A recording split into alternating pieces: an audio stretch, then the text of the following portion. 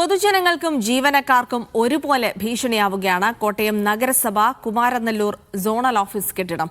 കഴിഞ്ഞ ദിവസം കെട്ടിടത്തിലെ കോൺക്രീറ്റ് ഭാഗം അടർന്നു വീണതാണ് ഒടുവിലത്തെ സംഭവം. കഴിഞ്ഞ വർഷം മേൽക്കൂരയുടെ ഒരു ഭാഗം അടർന്നു വീണ് സൂപ്രണ്ടിന് പരിക്കേറ്റിരുന്നു. കെട്ടിടത്തിൽ അറ്റകുറ്റപ്പണികൾ നടത്താറില്ലെന്നാണ് സമീപത്തെ വ്യാപാരികളുടെ പരാതി. ഇതാണ് കോട്ടയം നഗരസഭ കുമാരനെല്ലൂർ സോണൽ ഓഫീസ് കെട്ടിടത്തിന്റെ അവസ്ഥ. പലയിടത്തും കോൺക്രീറ്റ് ഭാഗങ്ങൾ ഏതു സമയവും അടർന്നു വീഴാവുന്ന നിലയിലാണ്.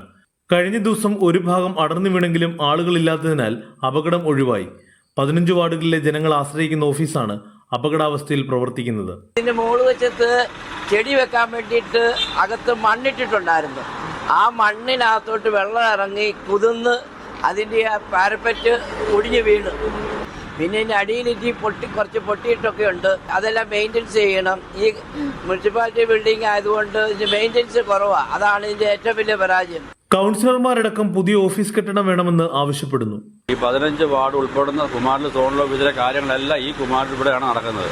അതുകൊണ്ട് എത്രയും പെട്ടെന്ന് നമുക്കൊരു സോണൽ ഓഫീസും പണിത് ഒരു നല്ല കമ്മ്യൂണിറ്റി ഹാളും പണിത് ഒരു നല്ല പാർക്കിംഗ് ഏരിയയും എത്രയും പെട്ടെന്ന് ചെയ്തു കിട്ടണമെന്നാണ് നമ്മുടെ അഭ്യർത്ഥന. നഗരസഭാ ഭരണസമിതി അടിയന്തരമായി പ്രശ്നത്തിൽ ഇടപെടണമെന്നാണ് ജനങ്ങളുടെ ആവശ്യം. പ്രശ്നം പരിശോധിക്കുമെന്ന് നഗരസഭാ നേതൃത്വവും പ്രതികരിച്ചു. മീഡിയ 1 കോട്ടയം.